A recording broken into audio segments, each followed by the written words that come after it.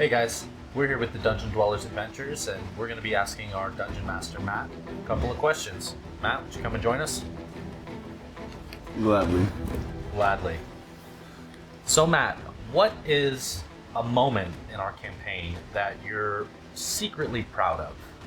Like a time you totally caught us off guard or introduced an NPC that we all randomly, weirdly got attached to? Well, there is a recent moment in one of our campaigns where Marcelo's Warforged, that he actually highly entrusted with protecting his ship's security, had gotten breached by the Lord of Blades.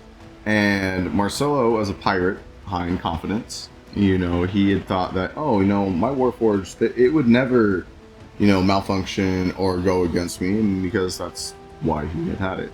But the Lord of Blades recently launching its signal to all of the Warforged out in the land had caused an attack, and I already knew, you guys already knew that it was going to kind of happen. You guys had gotten like little hints and notes, but when I had played it off in a way to where the Warforged was fine and the update went well, and then when it launched its attack, which is where we are getting to into our next campaign, by the way, so please tune in for that.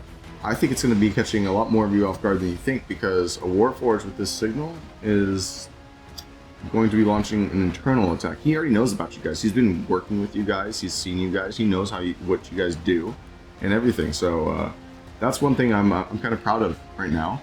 I could go into other things in past campaigns, but that wasn't recorded, so I want to make sure that our viewers are getting answers to the questions that they've seen or will understand.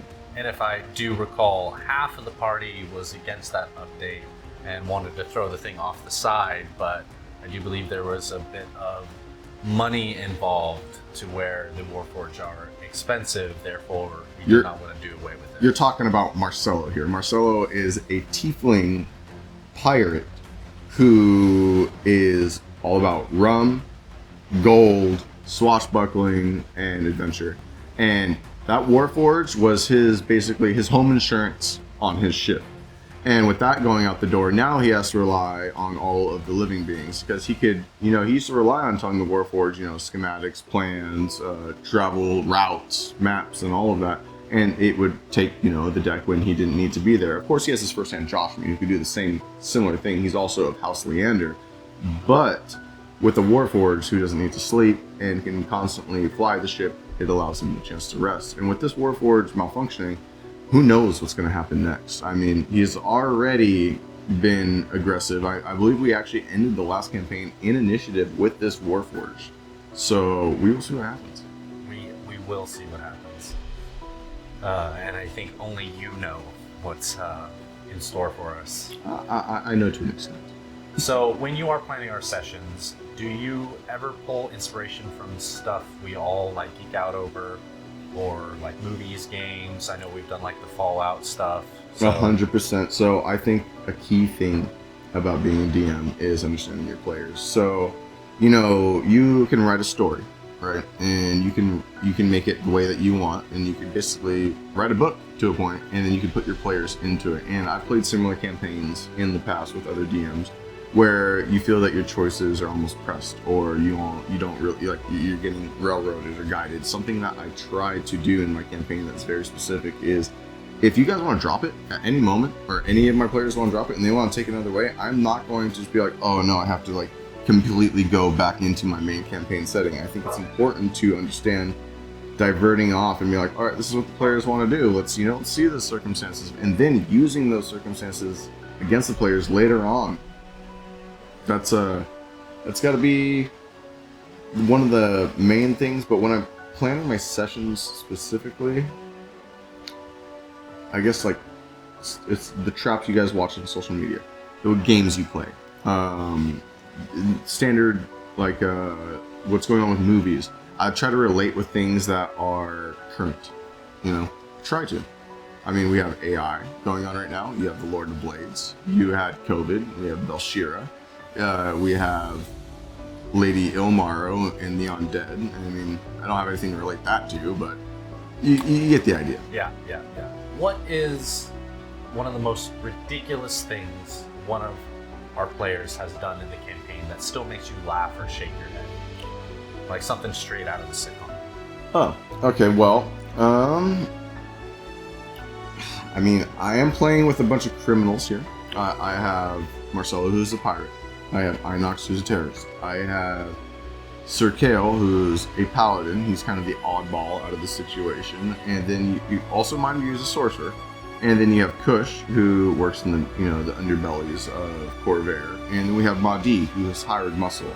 So the sitcom situation, I haven't really felt too much. But as far as dark noir comedy, yes, that I have felt. The things that I guess we could that relate to sitcom, quote unquote, would be Inox's relationship with the demon and Sir Kale's relationship with his paladinic energy and the confrontation that's within the group.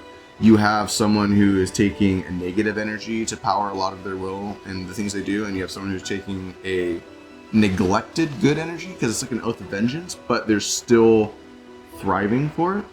So that is very interesting because there's almost always this down talk. It's just all like, I know you're gonna mess something up. I know that something bad is gonna happen because of the steps that you've taken, versus he's just gonna be a stickler, he's gonna snitch on us, he's gonna make everything harder for us, and he's gonna make his goal the most important. And that is part of the sitcom energy that I would have to say, but it also has this dark, eerie vibe because like, it isn't fun stuff that's happening in these things. It's about like lives are at stake, and these people are debating back and forth as if it's all like, well, this is more leisurely for me, or this is more leisurely for you. I mean, that's probably one of the most sitcom style aspects that we have in our group right now with the current players' characters. And that kind of goes right into our next one, where how do you keep the party's chaos in check, especially when we're all like vibing out and trying to do our own things like that? I think a key word in that is try. So trying to keep that chaos under control. I want to do it as a DM, but then that chaos is fun. When you look at everyone scrambling around with notes and ideas, and then they pull each other to the side and they're like, no, we should do this and do this, and you see them looking up like, do they hear us? And like I said, like going back to the first question, how we have this group of like criminals and these secretive decisions that go on. I would say that the best way for me to keep that chaos under control is to let it go and let it rain, let it play out, because that's how good story writing happens. You got to let people act with their heart and their ambition, not just complete. All right, if I do this, this is going to happen. I don't want to get caught by the guard. It's like sometimes passion is more convincing in storytelling than algorithmic thinking of like, oh, I want to do the most damage, I want to make sure my character's okay and all that. So I would have to say, I really don't try to keep the chaos under control. I let it ride. The only thing I could do is quiet the people so the DM could talk, but that's easy as saying order in the court. Yeah. Yeah, been through a couple of those. Is there a place or character in our Eberon campaign, like someone in Sharn or the Wilds, that feels super personal to you? Maybe because it's based on somebody from your own life? No, not in my personal life. The only characters that I have actually created that are inspired by individuals, maybe like famous people, social media aspects and stuff, would be like our Merrick's to Kenneth. I've been working off with a couple ideas. I'm getting inspiration and seeds from different geniuses and evil geniuses and whatnot. And then we go back into we can go into previous campaign right before this, because we are basically in season 2. The season 1 was not recorded, and it had different players, but that's what got us to where we are now. Soth, for example, in our campaign, when I look at him and I look at his original story that goes back to Greyhawk and where Soth had originated from, I really liked that, and I had gotten the miniature with the dragon and the mountable little guy on it. And I was like, well, I want to tie this into Eberon. I want to see what homebrew thing I can come up with. And I started to think about what makes a good villain. I started thinking my favorite villains. So you have Vader, you have Sauron, You have, let's see. I don't want to say, I mean, Thanos is a great villain, but I'm not really using that. So I started to tie different aspects into him, and I started thinking, what made Vader such a likable villain? Because there's, in my opinion, he's a very relatable person. He fought for passion, and that's what the dark side is about. And then I started thinking, well, Soth already has that kind of compelling factor, because in his original story, if a lot of you guys probably already know, with his family and the choices that he made, they were made out of, jealousy and anger and similar things, but Vader was also tripped and tricked.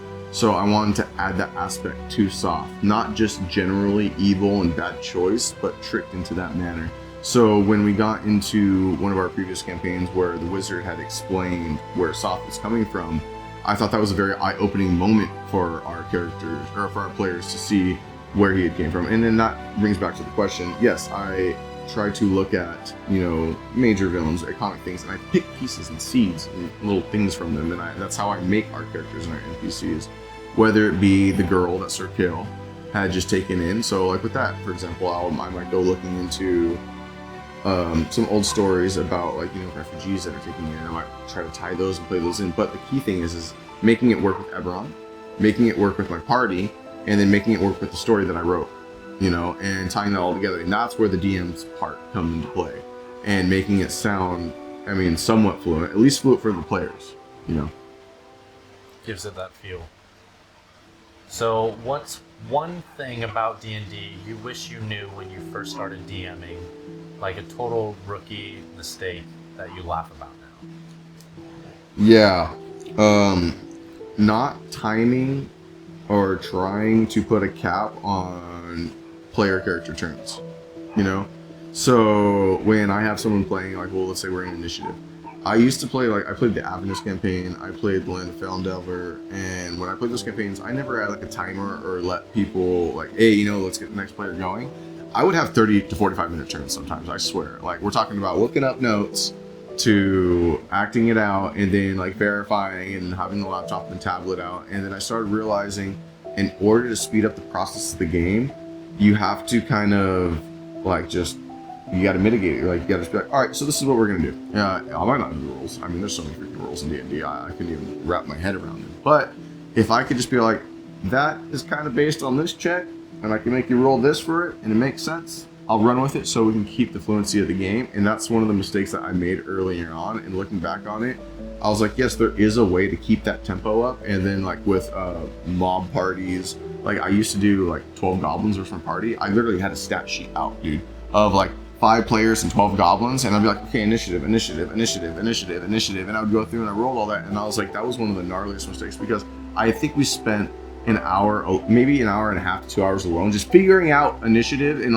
where people were placed on the map. And this is back before I was using miniatures, or back before I was using a TV screen. We were using a whiteboard with little Sharpies and Lego characters as our icons. So it was a lot, but look at where we're at now. It's insane. Yeah, it's definitely growing, and growing fast. So this is a fun one. If our campaign had a theme song, what would it be? And how do you picture it playing out in a big moment, like us facing down some morning level threat? That's funny you say that, because I already have a song in my head that I've been really wanting to put into the game. And it doesn't really have any kind of general relation to it, but the vibe that I wanted the story to play out was you need hope. You need someone who's going to come in and save you at this last moment. The apocalypse is starting. You guys are supposed to be the saviors, and look at you guys. You're a band of bandits, And then you have Sir Kale who's coming into this thing, and he's also got this mark. And I always think of the song, Gimme, Gimme, Gimme, Give Me a Man After Midnight, and the way that the synthesizer, Yeah. I always think of the way that song climaxes and goes into its main part. Just reminds me of how our campaign usually goes. And I don't know where that relation comes from, but it just hits. And that's where I also think about that 80s synthesizer and that old story vibe. It's underdogs in a fantasy setting who honestly have no hope, but at that moment, it's like you might need someone at that darkest hour to save you, and that's why it relates with me. And that's maybe the one song I'd say that really clicks. Strange, but it always is it. Yeah, that's pretty cool. So there is a bonus question that I have not prepared you for, and that is, we have recently had an addition to the party that is going to prove a pivotal character. So that being said, what are your thoughts on Perry the Parasaur? Man, I was all like, who are you talking about? That was a pivotal character. So Perry the Parasaur. See, Perry the Parasaur, besides the there's not much more I can say for him except for I hope you keep him safe. I really hope. You're living in a world of plague, darkness, and apocalypse, and you have an innocent, just dinosaur mauling around on grass, lugging you around based on how did Sir Kill bring him back? I believe it was a spell, correct? Find mount. Yeah. Yeah. Mm-hmm. Find steed, but Find steed. Yeah. the nearest steed was a dinosaur. A dinosaur. 'cause You're we in the were jungles of Eberon. Kubar. Yep. All right. I can't wait to see what happens next with Perry. I will just let the story tell itself. I don't have to do much with that. That is such an elephant in the room that every time it is presented, I just can't wait for guards and people of power or anyone to come up and be all like, why is there a parasaur with you guys? And I just wait for that conversation. We'll see when that happens and who they encounter. You know, it could be casual. I'd love to see you armor him up, you know, just make him like a casual mount. I'm going to give him that thick plot armor. Yeah, thick plot armor. All right, well, duly noted. That chuckle. All right. All right. Well, is there any other questions you have for me tonight? No, I think that's going to be it. Thank you guys for tuning in. This is the Dungeon Dwellers Adventures signing out. Doses. Oh, you didn't start the recording.